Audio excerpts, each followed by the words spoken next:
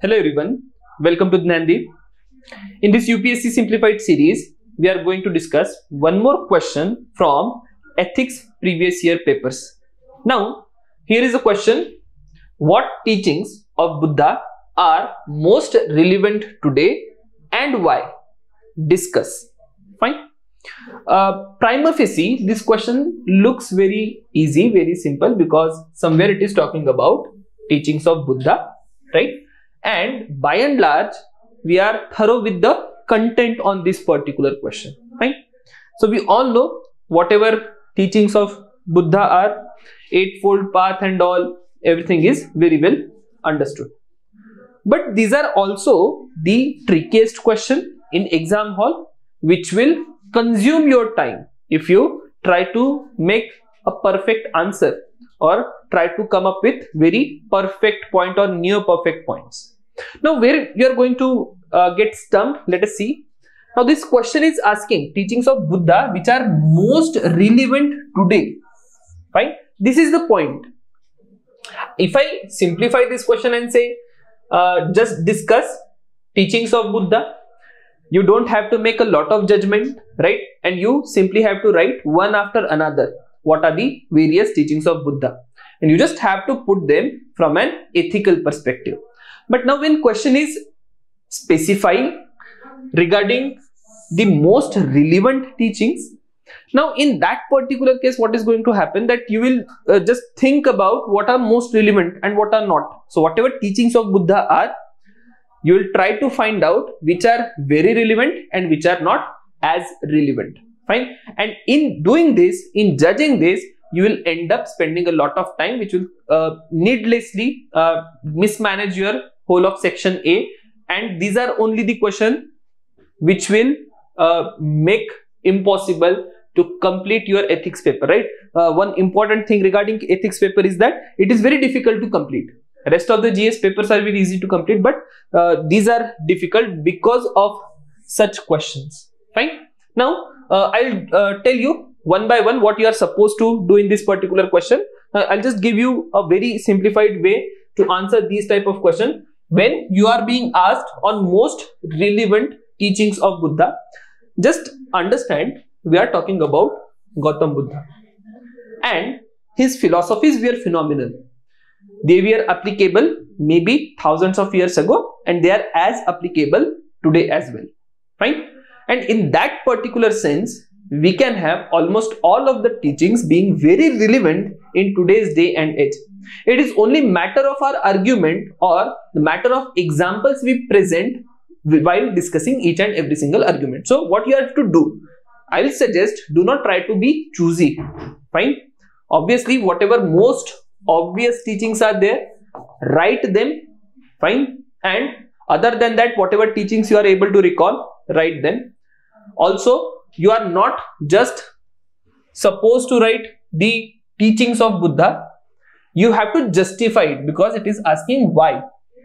Now, every justification has to be substantiated with example. Merely writing teachings of Buddha and just doing some goal-matol things is not going to work here. You have to be very specific when it comes to examples. Write a teaching, right? That is your value, and just substantiate that value or that teaching with the help of an example. Well, certainly, I'll not be discussing each and every single example in this particular case, because that will needlessly delay our discussion. I'll just give you a brief idea what all you are supposed to do and what structure you are supposed to present when it comes to ethics answer. Now, having given you a brief understanding on how to approach this particular question, as always, I prefer, whenever I am doing any ethics question, I will identify what are the dimensions of ethics. See, this particular question may also be written in a very generalistic way without giving it a flavor of ethics, right? But what I personally prefer, I will prefer to write this particular question in a very ethical language, in the language of GS4's paper.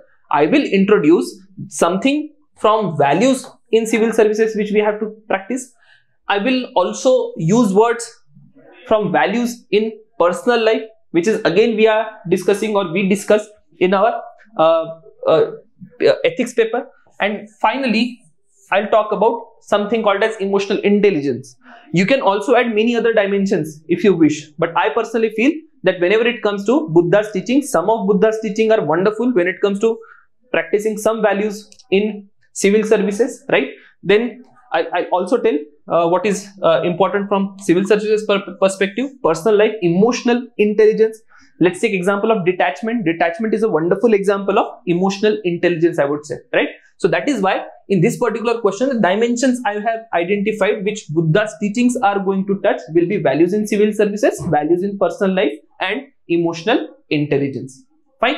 Now moving on, in introduction, I'll just write these dimensions. You see, when it comes to Buddha's teaching, they can help us achieve above values or above qualities as a human being or as a civil servant. Okay, so that is my introduction. Now, in some of the cases, there will be people who are barefoot of content, may end up writing something about Buddha, or may end up writing something about philosophy of Buddha. But see, this is not a history question, right? This is ethics question. Ethics cha paper madhe this particular question has appeared, and in that particular case, you cannot go beyond ethics, or you are not suggested to go beyond ethics. So even if you are introducing, try to introduce with a language of ethics, right? So that is why I am doing. You see, Buddha's teaching are going to help me in building values as a civil servant, values as a good human being, and it will help me have a better emotional intelligence, right? So that is my introduction. Now let's move on to body. In body, I have made two compartments. Rather, you can make three also, but I am trying to put it in two only. Buddha's values and how these values are going to, or Buddha's teachings and how these teachings are going to help us in emotional intelligence. That is one part I am going to address in this particular question, and then I am going to address how Buddha's teaching are going to help us as a civil servant and personal life. So that is how I am trying to identify which teachings are most relevant. Okay, so in building emotional intelligence, these are the teachings of Buddha which are most relevant, and in building civil services value or values in personal life, these are my teachings which are going to be very relevant in this particular text, right? Now I have just written bullet points. In this particular case, your answer can be very lengthy, fine, and that is somewhere you will consume a lot of time. Even if this particular question is asked for 10 marks, you'll barely have a word limit of 150 words, and to fit a lot of content in 150 words is a humongous challenge here, okay? Because you have to write teaching and you also have to substantiate why that teaching is relevant as well. So I'll suggest, do not write all of the teachings. Try to be as precise while giving or substantiating with example.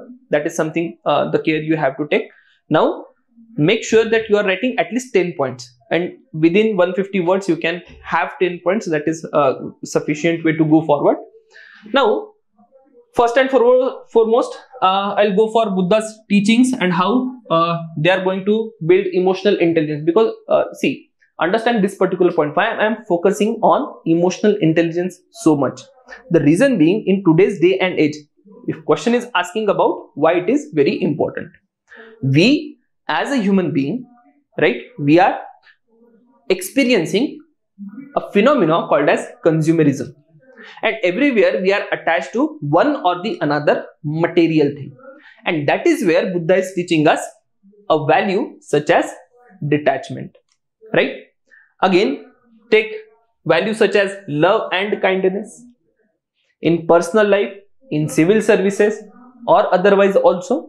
Love and kindness is a value we should go forward with, because that is how we are able to, or we will be able to achieve maximum welfare of masses or the people around us. You as a civil service servant, you can have maximum welfare if you go with love and kindness, you do your duty with love and kindness.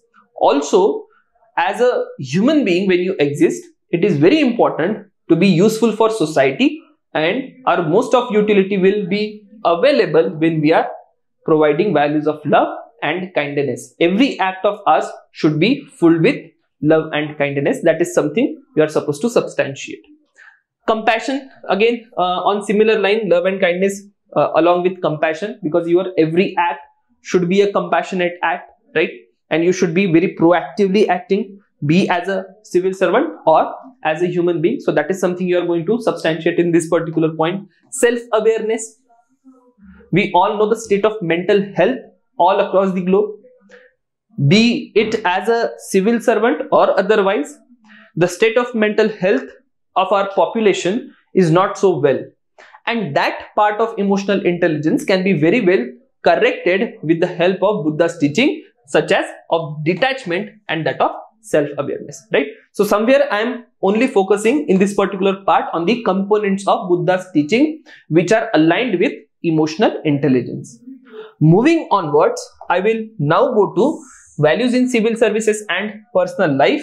So there is eightfold path of Buddha, and in this eightfold path, obviously everything can be substantiated with example. This is a very theoretical question, I would say, because in theory itself we prepare lessons from the life of these great people, and in that particular part itself you are supposed to prepare Buddha. See, you are preparing Buddha in history is one part, and you are preparing Buddha in ethics paper is another part. So whatever teaching you must have written in your paper, just substantiate with that example. So whatever teaching from any great personality you have mentioned in your notes, please make sure that every teaching is substantiated with the help of a case study or with the help of a example. So that is something again which should be present in your notes. So what you are going to do now, you will go for eightfold path. In eightfold path, look at all the these teachings.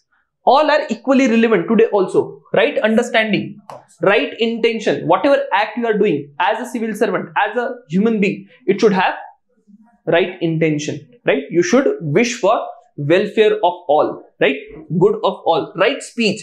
As a civil servant, you need to be very, very careful, right? Because we are living in a world of social media, or even otherwise also. You should not be saying that you are living just in the world of social media. You should be having right speech at your personal level, in your home, right? And also as a civil servant, because that is something which is going to connect you with the masses. It will convey your message, right? And which will help you build good relationship with the public. Right actions are very important, right? Because that is going to result into something or the else for our country, and that is why right action matters here. Right livelihood, fine. So again, as a civil servant or as a human being, you should be choosing a livelihood which will ensure that it is benefiting masses, right? So again, right effort, mindfulness, again this can be put in the area of emotional intelligence. You can explain, we already have explained why mindfulness is required because of present circumstances. And then right concentration is another value you can substantiate as a civil servant or as a good teaching in your personal life. So these are eightfold path. Again, I have not substantiated with example. I just told you how these are going to get linked with either civil services or our personal life. 5 precepts are there: do not kill, steal, and sexual misconduct, do not lie, and do not consume intoxicant. Again, these are very relevant in present day and age. Substantiate everything when it comes to let's say do not kill. A lot of times we will have to ensure that our approach to our surrounding wildlife or life in general should be very compassionate, should be full with love and kindness, and that is how we are going to practice the precept of not killing.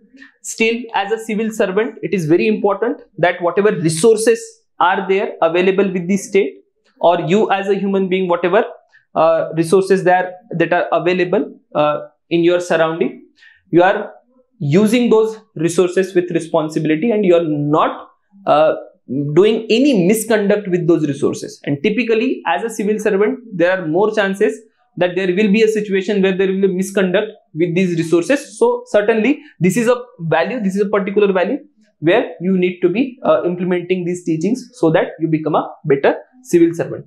Again, at workplace, this is a teaching, right, which we need to make sure that we are not engaging any kind of sexual misconduct towards our fellow employees. Now, this is again a major problem which we are facing in the present day, because women are going out, they are working and taking part in our labor force, and one way or the other they are getting hindrance in terms of sexual misconduct. So we as a civil servant or as a human being should ensure that there is no sexual misconduct which is being tolerated, and no misconduct is from your side also. So that is why this is something which we need to practice. Do not lie. Again, you as a officer, you have to provide the most accurate information, be it to your higher ups or be it to the public, right? Even in personal life, you have to make sure that there is a right information passed on from your side, because a lot depends on the information you have passed on, right? Whatever decision making has to happen, that depends on the information you have passed, right? And again, if we lie or provide misinformation, that may result into disaster either for public or for the higher ups. So that is why we have to make sure that we do not lie. Similarly, do not consume intoxicant. Again, in our surrounding, we are witnessing that there is a lot of prevalence of toxic substances, and these substances are also being consumed by even minor people in our society, and that is why that kind of situation needs to be dealt with, you as a civil servant. And if you yourself are consuming some intoxicant, it is certainly not going to give a right message to your fellow public. And again, you have to set a right example when it comes to your conduct as a civil servant. So this is the direction in which you are supposed to write. I have just provided you one direction. Do make sure that you are able to substantiate each and every single teaching or each and every single conduct with a even more precise example. Just take these directions and substantiate. That way you will be able to build a better answer for this particular question. So this was my structure for this given question. Now when it comes to conclusion, again we can say that whatever teachings from these great people we are receiving, they are immensely helpful in building a better life for us as a person, or for building better culture at a public place or at any other workplace. So that is how I am going to conclude. Again, when it comes to ethics, there are n number of ways you can conclude with. Try to choose a conclusion which is again connecting with our civil services or our personal life. That would be even better. So that was one more answer on ethics question. We'll come up with similar questions in next session. So thank you everyone. See you again.